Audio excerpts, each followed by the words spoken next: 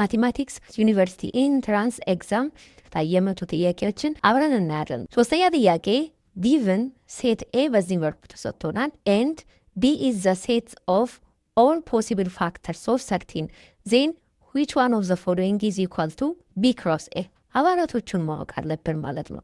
ሴት ኤንን ሰጥ ለምሳሌ x is an element of natural number ይለናል። x is an element of natural number x is less than 3 x ከ3 ያንሳል። እንግዲህ ናቹራል ነምበር ከአንድ እንደሚጀምር እናውቃለን። ከ3 የሚያንሱ ናቹራል ነምበሮች አንድና ሁለት ብቻ ናቸው። ከዚህ ውጪ የለም። ሌላ B is ስለ ሴት B ደግሞ እናውራ። B is a set of all possible factors of 30 እንግዲህ 13 ፕራይም ነምበር እንደሆነ እናውቃለን።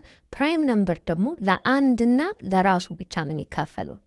ስለዚህ አንድና 13 ብቻ ናቸው ማለት ነው አባላቶቹ። B cross A ይሄን የተጠየቀው እንግዲህ የሚቀድሙት የቢ አባላቶች ይሆናሉ ማለት ነው። አንድን እንውሰድ 1,1 እቺ አንድ ከአንድ ጋር ተጣመረች ማለት ነው። እንደገና እቺ አንድ ከሁለት ጋር ተጣመራለች 1,2 ይሄ አለ። እንግዲህ ምርጫስ መፈለግ ይቻላል አሁንም ባለበት፣ ግን ሙሉ ለሙሉ ሊስት እናድርጋቸው።